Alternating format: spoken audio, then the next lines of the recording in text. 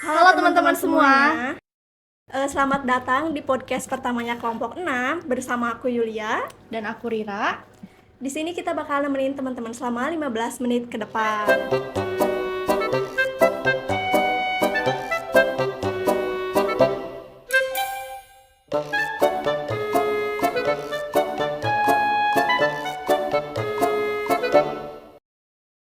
Oke, yuk kira-kira kita hari ini mau ngebahas apa? Sekarang kita tuh mau ngebahas benturan, kolaborasi, dan juga transformasi di dunia jurnalistik akibat masuknya teknologi AI nih.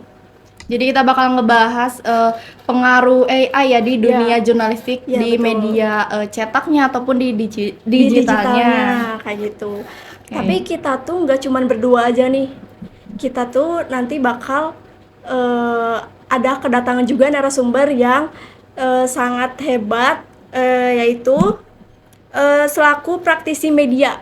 Kita langsung panggilkan aja ya, yaitu Bapak Yanto Prasetyo Adi, S.Infom dan M.Infom.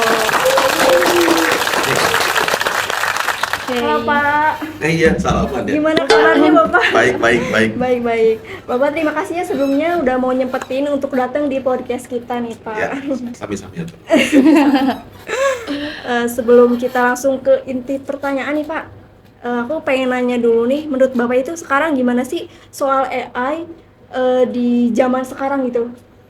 AI zaman sekarang Iya, makin canggih. makin canggih. Makin mencoba untuk lebih perfect, makin mencoba untuk lebih baik. Ya, artinya AI makin kesini ya, perkembangan studinya, perkembangan teknologinya makin kompleks. Nah, seperti yang tadi Bapak sebutin ya, kalau misalkan sekarang kita kan udah denger gitu ya, kalau si AI itu sekarang makin pinter, bahkan ada yang udah bisa nulis berita, nulis cerita, terus juga bikin gambar, terus sekarang ada si presenter virtual gitu. Yang dibuat dari AI juga Gitu. Nah, menurut Bapak itu akibat dari AI ini, menurut Bapak itu apakah bakal ngebantu seorang jurnalis atau bahkan kayak bisa Menggantikan peran posisinya? jurnalis gitu. Oke, mungkin dua sisi ya, antara membantu atau mengganggu sih sebetulnya. Karena kalau tidak sesuai dengan fakta, tidak sesuai dengan kaidah-kaidah yang ada, nggak sesuai dengan data, itu pasti akan mengganggu. Tapi kalau itu dianggap hiburan dan sesuai ya, oke-oke aja bahwa itu akan menjadi kepanjangan tangan informasi sampai ke publik. Cuma sekali lagi AI kan tidak kalau pada akhirnya AI tidak melibatkan manusia, jadi semacam tidak ada nyawanya aja gitu. Jadi ketika informasi yang kita dapatkan itu karena kerja AI yang kita dapatkan jadi nggak otentik, jadi nggak genuine lagi, jadi nggak ada nyawanya. Yang kita dapatkan adalah informasi yang dari mesin. Dan informasi dari mesin itu kan sebetulnya di baliknya ada manusianya juga ya. Tapi sepertinya memang makin kesini ya mungkin 50-50 lah. Ada yang memang sudah bisa memanfaatkan itu dengan baik, ada yang memang hancur banget sampai akhirnya orang tahu AI ini jelek nih gitu kan. Jadinya orang ngejudge-nya seperti itu. Jadi ya masih ada di tengah-tengah lah antara dia membantu atau memang pada akhirnya mengganggu pekerjaan gitu ya. Kalau apakah pada akhirnya orang senang atau tidak senang ya kita lihat justru konten-konten AI kan banyak yang senang. Iya, betul. Ya, Banyak mungkin video yang baru video juga yang dari baru AI. juga ya. Saya sih masih menganggap itu hiburan gitu ya, masih menganggap hiburan. Dan sekali lagi kalau literasi media kita bagus, artinya begitu menerima informasi yang kita tahu itu dari AI, pasti kita konfirmasi kan. Kelihatan beda ya, jelas. Kelihatan beda jelas gitu. Berarti emang manusia tuh punya kontrol penuh juga ya buat dalam penggunaan AI itu. Harus manusia yang harus kontrol, jangan mesin yang kontrol manusia. Bener. Gitu kan.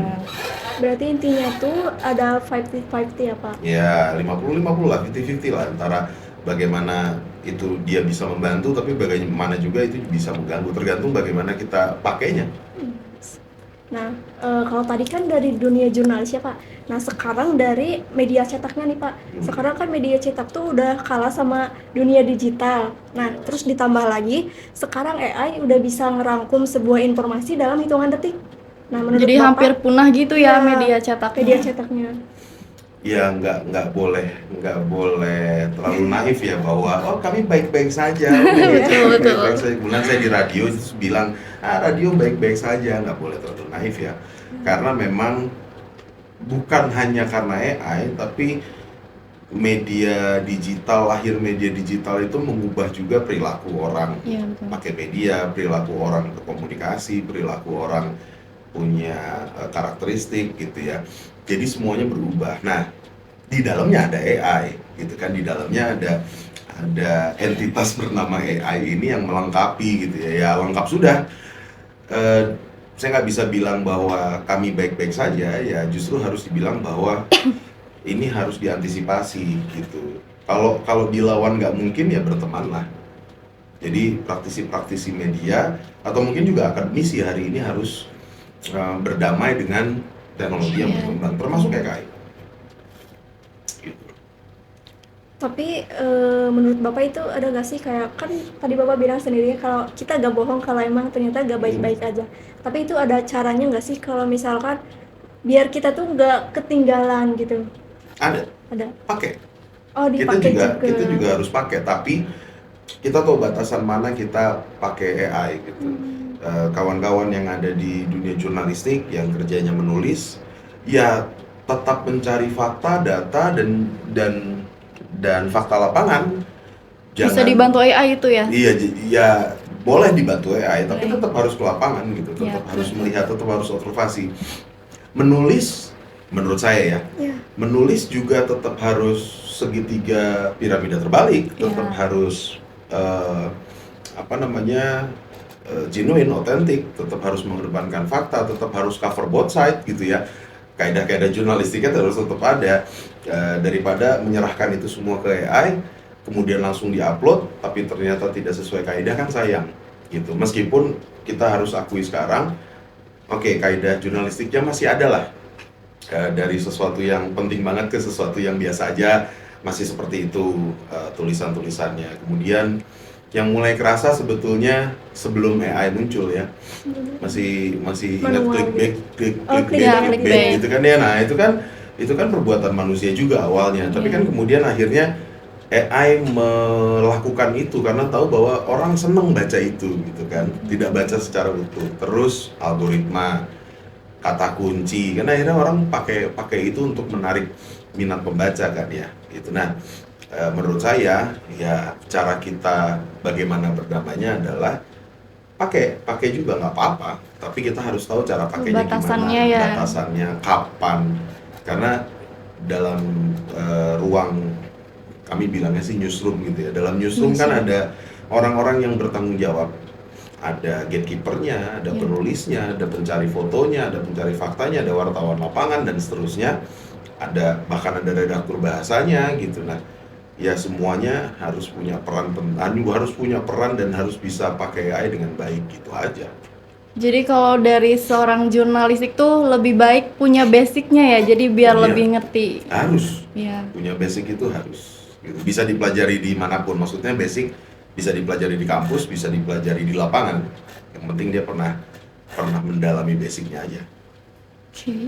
Berarti yang tadi Bapak bilang itu Bapak udah kerja sama AI ya? Ya, AI paling nggak jadi teman lah. Teman gitu ya. Nah, gimana sih Pak kayak keseharian Bapak kerja sama AI ini? Ada nggak kayak misal jadi karyawan itu jadi males? Terus jadinya tuh kayak ada AI ini jadi kayak ya udahlah. Jadi manfaatin gitu. AI aja, jadi kitanya lebih diem gitu, apa gimana? Kalau saya ya nggak tahu, mungkin yang lain ya. Kalau saya justru semangat karena ada yang bantu meskipun akhirnya nggak saya lepas, kayak nggak dilepas gitu aja ya. Kayak misalnya saya pengen bikin berita tentang apa yang lagi hype sekarang ya. Yang tapir itu mungkin ya Pak?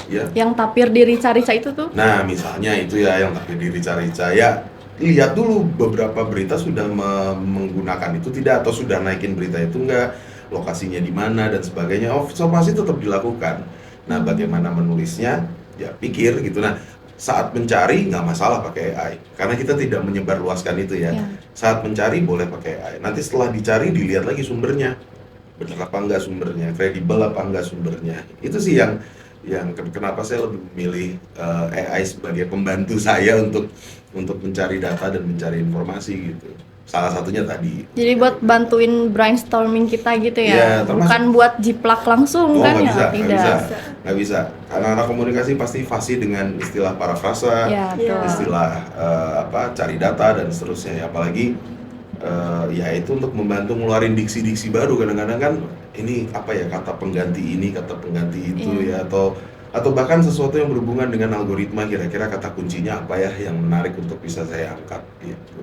Tapi untuk para proses sendiri di media Bapak itu ada itu nggak kayak khusus aplikasinya yang emang dibuat sama si VRFM-nya? Kalau Atau di emang nggak sama ada. kayak yang lain? Oh, nggak Kalau ada. di PRFM-nya aplikasi yang memang sudah ada dan kita pakai itu memang dari vendornya. Oh, udah ada. Artinya dari PRMN, pikiranrakyat.com dan seterusnya. Kita masukin beritanya ke situ, orang tinggal buka portalnya lah, portalnya. Nah, selebihnya pakai, ada sih yang dari mereka juga untuk melihat gimana potensi masyarakat itu baca berita. Ada yang senangnya sama berita ini, umurnya berapa dan sebagainya, itu ada portalnya sendiri. Nah, selebihnya kita pakai ya yang paling umum Google dan sebagainya gitu ya. Ada yang gitunya juga. Jadi kita tidak hanya pakai satu platform, tapi beberapa platform untuk melihat pembaca nih arahnya lagi kemana nih, senangnya lagi apa nih. Nah, di situ kita masuk. Gitu. Jadi menyesuaikan juga ya, Iya, nggak kemana-mana gitu. Menyesuaikan. Oke.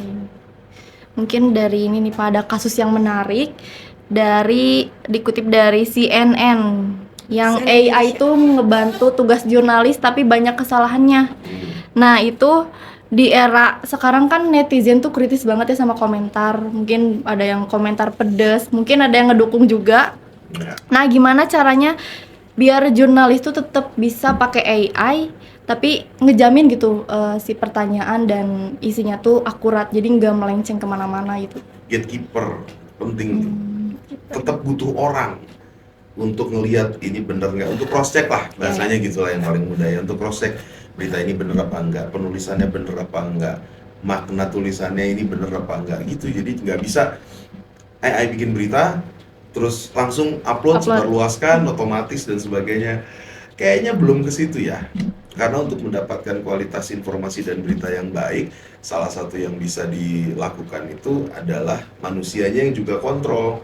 Gitu. Jadi sebenarnya waktu baca berita itu ya saya cukup sepakat, asik juga ini ya secara bisnis. Bayangin secara bisnis ya, kalau kita punya AI seperti itu, nggak usah punya atasan, karyawan nggak usah ya, punya langsung karyawan, gampang nggak usah punya searching. siapa-siapa, tinggal masukin apa istilahnya, Perintah prompt. perintah, kata kunci, prompt dan sebagainya. Jadi itu satu berita, Iya, betul. langsung naik, upload, iklannya otomatis naik segala macam, kita dapat esensinya dan sebagainya gitu ya. Enak banget ya. Tapi juga kalau itu nggak bener buat apa? Nah, supaya bener ya harus dilengkapi, salah satunya tadi dengan SDM ada. Kalau bahasa di newsroomnya mungkin ada redakturnya, ada pola pengerjaan jurnalistiknya yang dilakukan, kayak misalnya cross checknya bener nggak nih dan sebagainya, baru nanti layak tayang atau enggak gitu. Yang baik, yang idealnya sih begitu ya. Tapi kalau ancaman AI ini menurut Bapak sendiri nih, kira-kira takut gak tergantikan oleh AI gitu? Awalnya iya, tapi pas saya coba sendiri, belum mampu nih ya. Oke. Belum mampu untuk bisa menggantikan rasa, belum mampu untuk bisa menggantikan nyawa dari hasil karya yang dinikmati orang. Kalau sama-sama tulisan, dia bisa dinikmati. Kalau sama-sama suara, dia bisa dinikmati. Saya yakin lah, yang nonton di sini kalian juga berdua pasti kalau ngelihat TikTok misalnya, terus kemudian ada cerita tentang apa? Cerita tentang sejarah, cerita tentang lucu-lucuan atau cerita tentang horor, pasti tahu yang mana AI, yang mana enggak kan? Dari gambarnya, dari suaranya, pasti tahu kan intonasinya AI kayak apa gitu ya. Ada ciri khasnya, Ada ciri khasnya kan? sendiri. Jadi dia belum bisa memberikan nyawa, dia belum bisa ngasih rasa. Selama dia belum bisa ngasih itu, artinya dia belum mampu menggantikan manusia. Menurut saya ya, menurut keyakinan saya sih begitu. Makanya kalau dibilang merasa terancam, belum merasa terancam. Malah jadi teman aja lah gitu. Pasti ngerasakan. Coba nonton Kita ambil contoh lah ya. Dia yang pakai AI apa ya? Itu yang baru tuh yang dari bulan puasa tuh dari legenda yang di Trans 7 Nah, itu. ya, kayak gitu-gitu ya. Coba lihat itu sama nonton Iki Seven deh. Pernah nonton nggak? Yang ini Review review, film. ya. Review film, coba. Nyawanya ada di akun yang mana? Kan? Iya, betul. Iya, yang nonton coba nanti coba di review deh, dilihat. Atau mungkin akun-akun yang lain dengerin. Ya siapa tahu mungkin ada akun-akun misalnya podcast horor gitu ya. Yang satu pakai AI, yang satu scary things Iya. gitu. Atau yang satu malam Jumat Kliwon gitu. Coba deh dengerin mana yang lebih takut kalian denger. Itu kan soal rasa dan soal nyawa kan. Gitu. Jadi audiens juga lebih tahu ya yang mana yang dari AI Iya. gitu. Oke. Mungkin ada lagi dari Yuli. Cukup dari Kalau nggak ada saya pulang nih. Terakhir nih Pak, biar langsung kita selesai, gak perlu lama-lama lagi. Nih kan AI itu makin pinter ya, makin sini makin canggih gitu, makin banyak, ada beberapa yang baru juga. Nah, tapi menurut Bapak, kalau hal ini atau skill kemanusiaan dari seseorang jurnalis itu yang gak bakal pernah bisa ditiru sama AI secanggih apapun, dan apa tips dari Bapak buat teman-teman jurnalis muda nih biar enggak hilang arah gitu, biar masuk juga di era sekarang. Oke. Tadi sebetulnya sudah saya spill sedikit. Menurut saya supaya tidak tergerus dengan kondisi hari ini, pertahankan nyawa dan rasa. Kayaknya dua itu deh ya. Kalau bicara tentang teknologi, bicara tentang skill gitu ya. Semua orang bisa belajar, bahkan aplikasi punya skillnya masing-masing. Ya. Tapi kalau bicara tentang nyawa dan rasa, kayaknya jurnalis tetap perlu pertahankan itu. Tadi satu lagi apa pertanyaan terakhir? Yang terakhir, tips dari Bapak Oh, nih iya, buat tips. teman-teman jurnalis muda yang biar nggak kalah saing di era sekarang dan bisa ngikutin perkembangan zaman gitu. Jangan jadi musuh. Oh, AI jangan jadi musuh. Teknologi jangan jadi musuh. Teknologi nggak cuma diikutin ya. Tapi kalau kita hidup di masa atau di era baru, ya kitanya juga harus berubah. Soalnya teknologi itu kan berkembang lebih cepat daripada kitanya. Nah, kitanya juga harus ngikutin. Kitanya juga harus selain ngikutin dan tahu batasannya, kitanya harus beradaptasi. Nanti kalau nggak beradaptasi, mati. Jadi Bingung sendiri nanti. iya, nanti bingung sendiri, nanti ketinggalan sendiri, Ya, ketinggalan. terus akhirnya stres, nggak ngapa-ngapain, mati aja gitu ya. Mati konyol itu ya. Iya, makanya jadi bukan bermaksud bahwa setiap ada perkembangan teknologi ikutin maksudnya tuh setiap sekarang iPhone 17 beli, iPhone 18 beli, iPhone 20 beli dan seterusnya. Bukan itu, konteksnya bukan ke sana, tapi setiap ada perkembangan baru, coba cari celah di situ bagaimana kita bisa masuk ke situ untuk kita tahu aja lah dulu. Jangan belum udah skeptis, belum udah susah, belum udah, atau bahkan sampai saking keranjingannya dia lupa sama dirinya sendiri. Berimbang aja benar. gitu untuk bisa ikutin teknologi perkembangan. Oke, sejauh ini sudah cukup ya teman-teman. Jadi Apa dari inilah, masa sih nggak? boleh ya Bu Aul ini udah langsung katanya. Jadi kalau AI dalam dunia jurnalistik ini tentunya masih bisa jadi sahabat lah ya, membantu intinya gitu. Yang penting Oke. dari cara kitanya aja harus bisa mempergunakan teknologi itu sebaik mungkin. Jangan sampai kita yang jadi dikendalikan sama teknologi, tapi Betul. kita yang mengendalikan teknologi. Oke. Mungkin cukup sekian ya. Bapak terima kasih banyak Sama-sama. ya Makasih ya, udah Bu. ke podcast kita. Tolongan, Oke. jangan kapok ya. Siap dong. Sakil. Mungkin sekian aja dari podcast dari pembahasan kita di hari ini. Untuk nextnya tungguin ya. See you. See you, bye-bye.